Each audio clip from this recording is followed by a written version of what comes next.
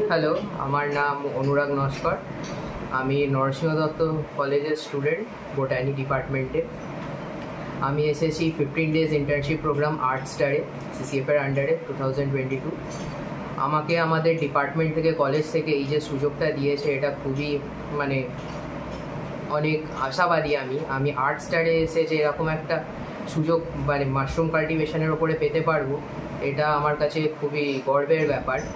আমি যে অনেক কিছু শিখেছি, মাশরুমের উপকারিতা শিখেছি, যে জিনিসগুলো আমি জানতাম না সেগুলো আমি নিজের মতো করে অনেক শিখেছি।